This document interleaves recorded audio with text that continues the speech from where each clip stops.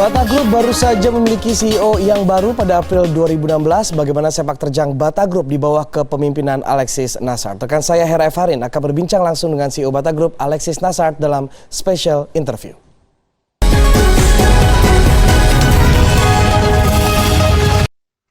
Ya, terima kasih Punca. Bata Group sekarang memiliki nahkoda baru, ALEXIS NASARD. Dia memegang kendali Bata Group sejak 4 April 2016. ALEXIS NASARD dipercaya untuk membangkitkan bisnis Bata di tengah peta persaingan industri retail global yang semakin sengit. Dan kini sudah hadir di Studio 2 CNN Indonesia, CEO Bata Group, ALEXIS NASARD. Halo Mr. ALEXIS, thank you for coming and welcome. Thank you. ALEXIS, you've been Bata Group CEO since April 2016. So how has everything going? Very well. It's an exciting industry. It's an exciting time to be in this industry.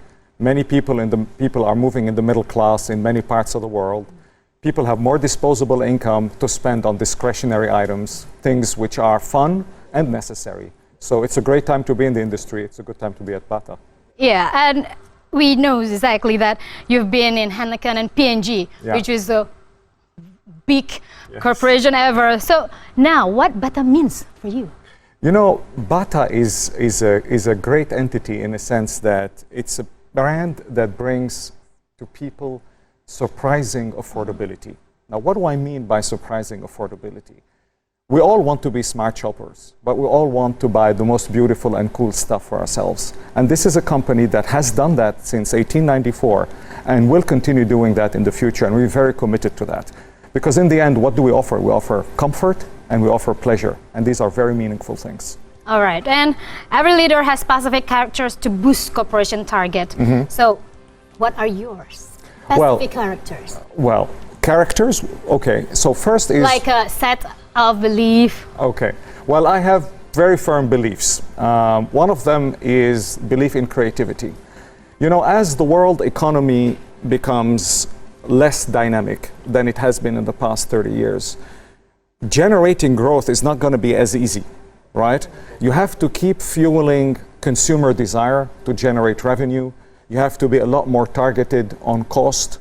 So I have a great belief in the power of creativity to create sources of revenue and consumer desire. I have a lot of belief in discipline. I have a very unscientific way to frame it, which is to say the difference between disciplined and undisciplined corporations is 5 points of margin going forward. And I believe in doing what you're selling and living what you're selling, in a sense that... Doing and living what you're selling, so it's totally different for you. Well, yes. I mean, yes and no. I mean, wearing the stuff that you sell is important. Doing the activities that you ask your consumers to do is important, and living through your values is important. And I think a corporation which has clear ambitions, clear choiceful strategies, a set of beliefs, good execution, and lives by its beliefs is going to be very successful. Will do some of innovation for the Bata products forward? Absolutely. I mean, in our revenue growth... Can I get some of the information? Give me the information for now. I'll give you some glimpses. All right. I'll give you some glimpses. The footwear category has had innovation only lately. If you think about it, it's only in the past 10 to 15 years that the footwear industry has had some sort of innovation. It started with athletic footwear, but increasingly it is moving also to day-to-day footwear and also to formal footwear. If you think about how important is a pair of shoes to your lifestyle, it's hugely important. It's your comfort, it's your well-being day in and day out. So innovation has a very big importance. We actually have set out a whole set of resources to develop innovation, particularly focused on the area of comfort. Because what we want to eliminate in consumers' mind in that apparent inconsistency between design, style, and comfort. Because people think I either can be sexy or I can be comfortable. And we want to demonstrate to consumers, particularly women, that it is possible to be sexy and comfortable at the same time. At the same time? At the same time. I'd love to. I'd love to know that. Stay tuned. And talking about innovation, we also talk about technology, of course. Correct. So how you will use the the technology which is running so fast until they can buy that innovation, technology, and of course, like you said, comfortable and of course stylish too at the same Yes, time. you have to start with understanding the consumer. The fashion retail industry has had many qualities and has done very well in the past 20 to 30 years, but consumer understanding has not been as thorough as what I've been used to in the fast-moving consumer goods industry. You mentioned P&G and you mentioned Heineken. I think by properly understanding the consumer, her needs and her experiences, we will be able to develop the technologies that actually meet that need. For example, I go back to what I mentioned a little bit earlier. Women everywhere in the world are profoundly convinced that they cannot be comfortable and sexy at the same time. Once we identify that insight, then we start looking at everything that is available internally and externally from an R&D standpoint and package it together in attractive, cool shoes that people want. And more importantly than that is that we have to be able to mention that and to communicate that. Because as one of my previous bosses said to me when I was a young brand manager, he said, it's good to be good, it's better if somebody else knows about it.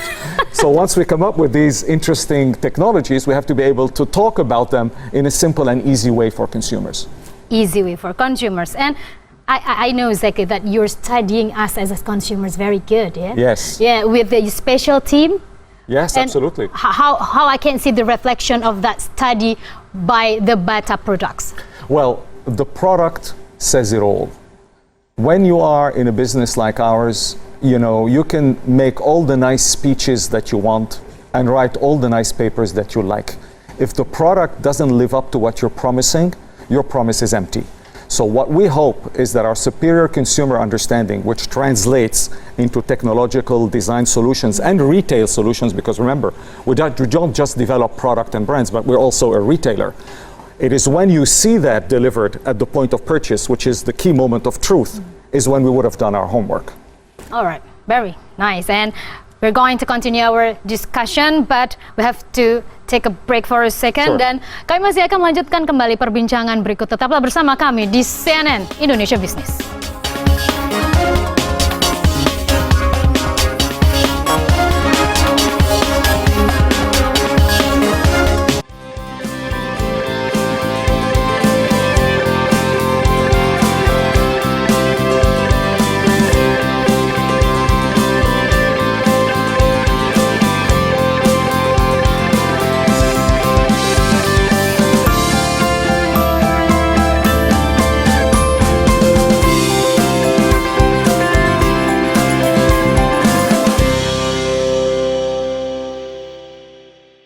Hadiah istimewa bagi Anda yang menabung di Bank Mega. Dapatkan 7 motor Honda Beat dan 1 mobil Honda Mobilio. Menangkan grand prize 1 mobil Toyota Alphard di akhir periode. Dapatkan pula hadiah langsung voucher belanja tanpa diundi yang dapat digunakan di Transmart Carrefour, Metro Department Store, merek-merek Trans Fashion, Coffee Bean, Wendy's, Baskin Robbins, Antafaya, Trans Hotel, dan Trans Studio. Jangan sia-siakan kesempatan ini. Segera buka dan tingkatkan saldo tabungan Anda di Bank Mega.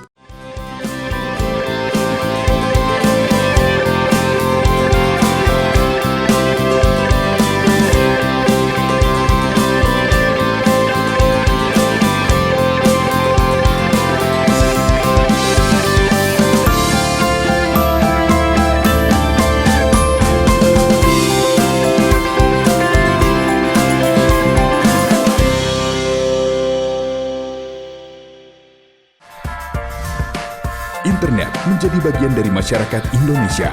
Kami menghubungkannya dengan Anda dan para netizen. Anda menyaksikan CNN Indonesia Connected. Menyajikan topik menarik untuk dibahas melalui media sosial yang terintegrasi dalam live news program. And always keep connected with us.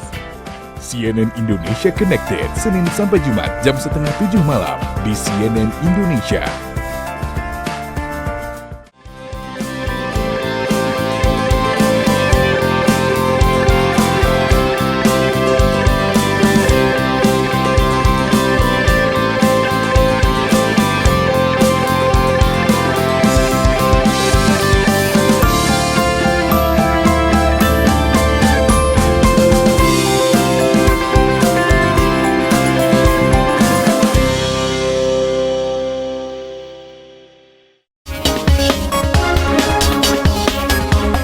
Anda kembali bersama kami di special interview dan saya masih bersama Bata Group CEO ALEXIS NASARD. And Mr. ALEXIS, a lot of priorities, I'm sure, by facing the challenging market during the retailers. But what are your priorities in Bata to make things better? I like trilogies, so we have three priorities, which are our strategic focus areas. The first one is what I call product is king. We have to be able to offer cool shoes that people want, which is not the same thing as offering basic shoes that people need. And we want to combine in our shoe development the notion of style and comfort, because as I said earlier, we profoundly believe that sexiness and comfort can go together, and we will be delivering that. So this is why we call that strategy product is king. The number two strategy is what I call inspiring retail. The retail world is moving quickly. It is competitive, it is tough, but it continues to grow and it'll continue growing. As we talked in the break, I don't believe in the death of brick and mortar. Brick and mortar will always have a role. Fun, fit, and service. You have more fun when you go shopping in a brick and mortar store with friends, with colleagues, because it's entertaining, because you feel better about yourselves, because you experiment. Second is fit. You don't take risks, you try things, you make sure that they fit you physically and that you look good in them. And the last one, you get service and you get advice. Online offers you comfort and convenience, time saving, and increasingly saving as well, because you can browse online much easier across Wherever various we are, alternatives, right? Now the winners in that segment in retail in the future are those who can synchronize both strategies correctly. So Bata will combine that both. Absolutely. We already are, and we will do that even more in the future. But winning will be in synchronizing both, in making sure the online consumers utilizes your brick and mortar infrastructure and vice versa. And the third priority is what I call marketing swagger. We have to make our marketing much sexier going forward, more appealing. We've been viewed for a long time as a family brand, and we increasingly want to appeal to women, which are the majority of the population. Indonesia, by the way, I was stunned to see that, 51.8%. You're studying us. Yes, I told you, we study all the time. So it's a majority of the population, and we have made the strategic choice as a company to be a branded fashion retailer focused on women. Okay, and talking about offline stores, we got data over here that Bata has already a lot of offline stores. Here we are, we're going to look at this. It's a Pacific area. Will it stay here? You will keep this market, stay with this, or you will do like you will expand it, become bigger market share forward? We absolutely want to continue expanding. We are a global footwear company. I know many people in Indonesia think it's a local brand. It's not. We are a global company. For truth, it is. Yes. In a way, it's a compliment. So we are present in more than 70 countries. We are anchored in Europe, but we will continue expansion in promising markets, including Asia Pacific, and particularly countries like Indonesia that offer extremely positive indicators for future growth. And remind about the rebalancing of a global market. You are right. I think you are in the right place, Asia Pacific, right? Yes. So you will keep doing on that segment, on that area only, or you're going to make it bigger, like you can see, like United States or Canada or Russia. Yeah, our growth strategy is going to be balanced. We want to grow in developed markets as well as the developing markets. Each one has a different role to play. It's true that developing markets are growing faster, but if you look at Europe and you look at the United States and Canada, they still represent 46% of the world economy. So they still are not going to disappear anytime soon. So we will continue competing in developed markets as well as in developing markets, and Asia Pacific will definitely be a key focus area. All right, and would we see, or would we can get the diversification of Bata products beside shoes? Well, already today, we don't only sell shoes, right? We sell shoes, we sell accessories, and we sell also some apparel in some parts of the world. But our focus will remain shoes, and our anchor will remain shoes. We love shoes, and shoes are growing 4 to 6% around the world, and there is no reason for us to change that focus. Don't you have like a special plan to make like a outfit or cosmetic or something like that? No? Not for now. Not for now. For now, we are really determined to be a global player, winning and growing disproportionately in the footwear markets. We will have accessories and other categories which are adjacent, but our focus will continue to be branded fashion footwear. All right. And how do you capture the volatility of the global market, Mr. Alexis, as we see we are facing the impacts of Brexit, for Correct. example, and then the Fed fund rate, and then the shifting economy of China. It's not really easy, and that is one of the biggest market. So how do you capture the challenging market ahead? Yeah. What's interesting is that in every age considers their age to be the most volatile. And volatility, unfortunately, is something that is part of our vocabulary. It's going to be part of the world. Part of your vocabulary. Absolutely. All right. And it's going to be Very part of the world. optimistic, yes. It's going to be part of the world economy going forward. Not one single forecast has ever been concretized. So we have to be able to plan in a diligent and robust way, but always have the ability to navigate on site. Because if we lose that ability to navigate on site, we accumulate risks. And there are different ways to de-risk volatility. One of them is to have a balanced footprint around the world. You know, I mentioned a minute ago the balance between developed and developing markets. But there are also other ways to do that, is to play with the different margins that you have with your products to make sure that you have enough margin for error and for mistakes. Another way is to keep experimenting and trying. You know, one of the things we've been talking passionately about this morning with the Indonesian team is how do we experiment with different retail concepts around the world. We have to keep learning and we have to keep adjusting to new realities. And I can keep going on with operational measures to de-risk, but I won't bore you with them because that's less interesting than the stuff I've talked about a little earlier. All right, but Mr. Alexis, has Bata got impacts of the Brexit? Of course, it's just a couple of months, but has Bata feel it already? You know, I think Brexit was a catastrophic decision and a typical example of misusage of democracy. 90% of people voted on an issue they didn't profoundly understand. That is the issue with that vote. But I'm not a politician, I'm not an economist, and you don't have me for that. I have you for business. So how is it for your I don't business? think anybody will really feel the full impact of Brexit before 3 years from now. Until then, it's going to be all speculations, people getting worried, people calming down, and you see that in the exchange rate of the pound to the euro and to the dollar. But before actually the proper mechanism of Brexit is actually started, which it hasn't yet, by the way, the UK is still part of the EU today, technically, you won't feel the full impact. Because what you feel today is mostly what people believe that impact will be down the road. So it is mostly a forecast, a combination of forecasts and nothing more, nothing less. But as of 3 years from now, I think we're going to start feeling it. And it's not 3 years from now. I think as of 3 years from now, we're going to start feeling it in its full. Because this is when you start seeing really the impact beyond currencies, on trade balances, on employment, on R&D collaboration, on academic collaboration. And there is a whole array of issues that are involved in that divorce that most of the people who voted for it or against it were not aware of. So what is your strategy during that 3 years ahead? For us, this is part of volatility. You know, as I mentioned earlier, Europe is 26% of the world economy, and Brexit will affect Europe. Will not only affect the UK, by the way, we do not have a business in the UK today, but it'll affect to an extent Europe. And one way to do that is to use all the de-risking measures we've talked about and not be over-dependent on any particular part of the world at any point in time. Hence our presence in emerging markets, hence our presence in Asia Pacific and in places like Indonesia. And also the other dimension that we have to look at is consumer pricing, gross margins, testing, understanding also how price sensitivity works with consumers, which is a whole interesting area that the retail industry hasn't looked at a lot in the past, and we're going to be increasingly looking at in the future.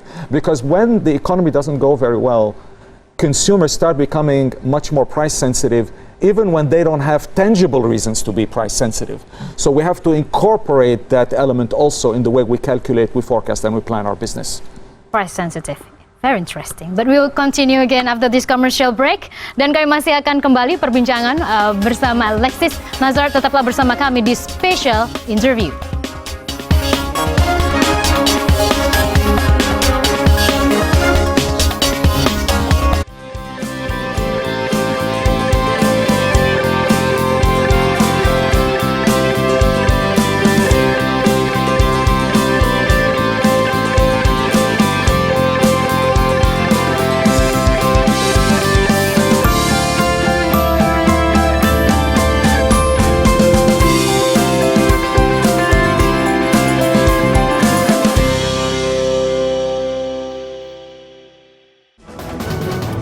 Informasi terkini seputar peristiwa dari Indonesia dan mancanegara hadir di hadapan Anda.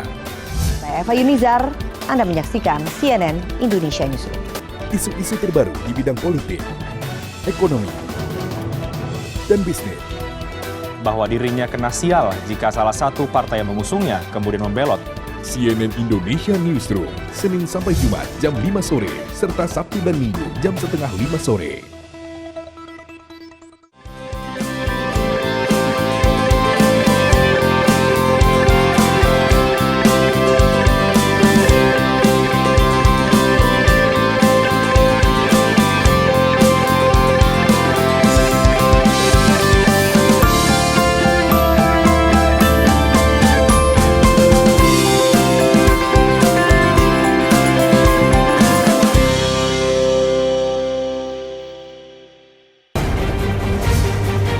Menghadirkan sudut pandang dari narasumber terpercaya.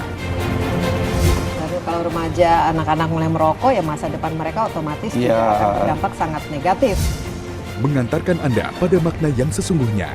Sudah jadi prototipe, tapi ternyata masyarakat Indonesia masih belum mau terima. Mungkin di situ kesulitan. Gali kebenaran di balik cerita hanya di Insight with Desi Anwar. Senin sampai Jumat jam setengah 10 malam di CNN Indonesia.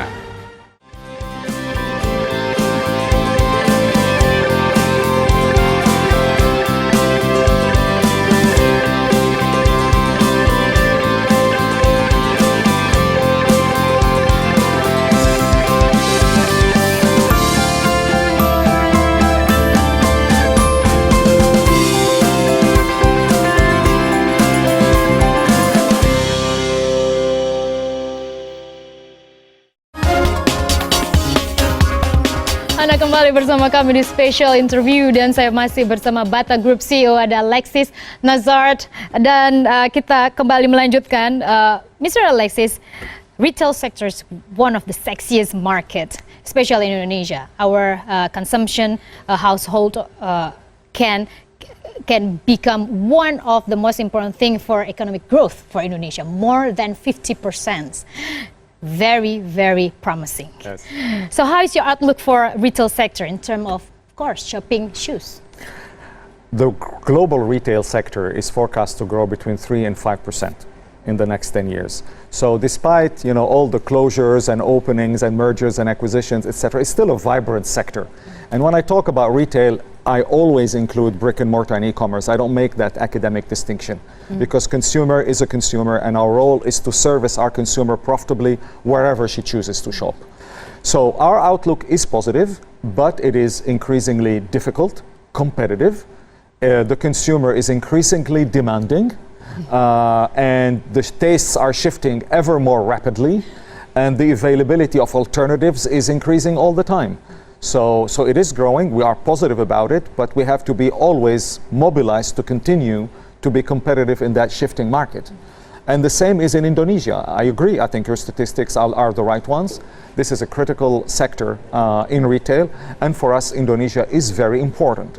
Why is Indonesia important? That's what I'm asking. I want to ask that. How is Indonesia position for Bata International? It is a very important business. As I mentioned, it's more than 3% of our global turnover. And it is a market that has lots of things going for it.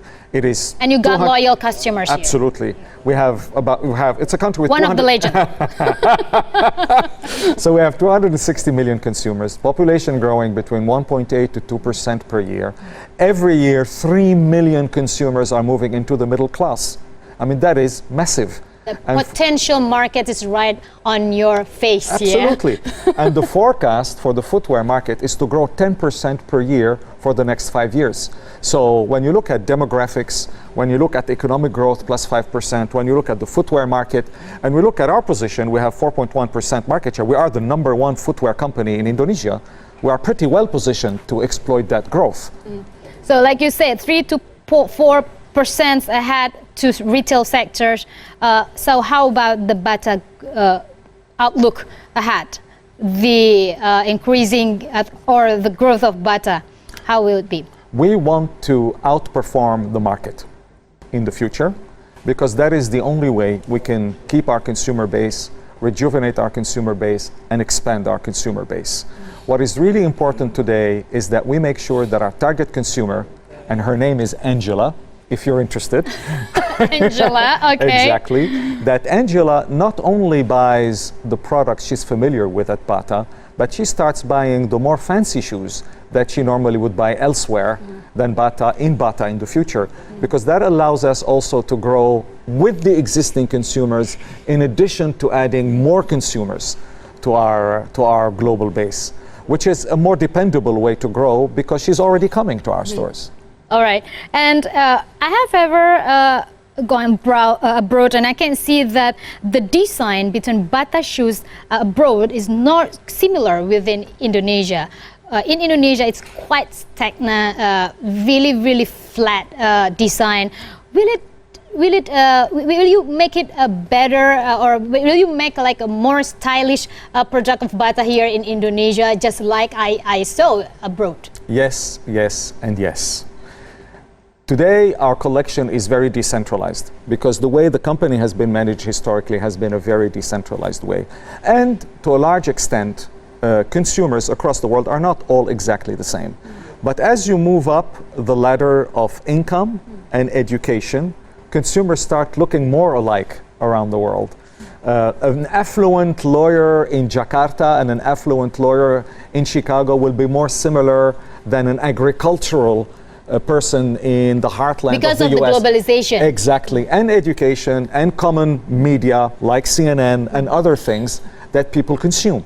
So what we want to move to is a core collection which will remain local, and we shouldn't move away from that because it's our bread and butter, but increasingly add global design, which are European inspired, and have these designs all over the world because we want to cater to that consumer that you're talking about, including people like yourselves. But how about the price? Will it become higher, more expensive, or you just keep the price just the Bata pricing strategy? We want to be worth it. We want you to go into the store and say it's more expensive, but it's worth it. More expensive? But it's worth it. Okay, I'm curious how expensive it would be. But it's quite personal, but I would like to know this time, what bring you here, Mr. Alexis, in Indonesia? As we talked in the break, I've been to Indonesia before, but that was my honeymoon, and that was quite a while ago. It's the first time in Jakarta, that is true. The reason I'm in Indonesia together with senior members of my executive committee is because of the huge importance Indonesia has in our current business, but more importantly in our future business. We rely a lot on countries like Indonesia for our future growth, and we are extremely committed to serving the needs of consumers in Indonesia going forward. Will we see like a big planning ahead in Indonesia from Bata? You're going to see a lot more things coming from Bata. Like factory or something? I cannot divulge specific plans, but you're going to see a lot more activity from Bata in the future, which is related to retail and other things. But more importantly, we really hope that you're going to see much cooler shoes coming to the shelves in a store near you. So it's going to be totally different ahead? It's going to be an evolution. We're not going to throw the baby away with the bathwater. As I said earlier, we don't want to be the company we're not, but we want to be gradually evolving our offering in the premium tier to attract a broader array of consumers. But many of our classic shoes that people are used to and they love to buy and are loyal to are going to remain in our collection. Okay, last but not least, Mr. Alexis, I love to ask about this to my guest. Can you describe yourself in 3 words as the new leader of Bata CEO International? That's always a difficult one.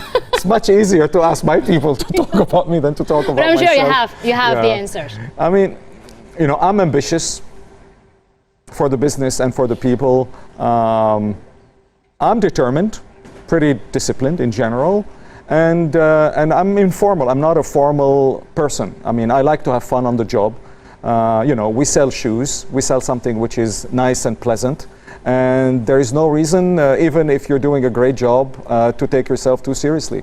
So, yeah, that's the best description I can give you. Okay, ambitious, disciplined, and informal. Yes. Mr. Alexis Nasard, CEO of Bata International, thank you for been here. Thank you for coming to CNN Indonesia Business for a special interview, and for Bata, keep showing the world.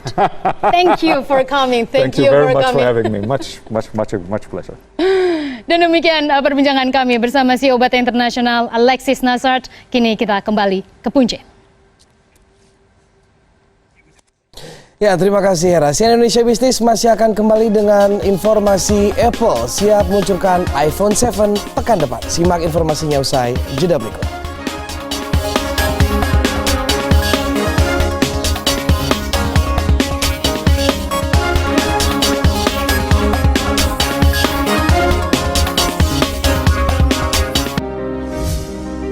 Penebar manfaat di tengah masyarakat. Bagaimana kita memunculkan anak-anaknya pendidikannya supaya lebih daripada orang tua. Menciptakan solusi bagi problematika kehidupan.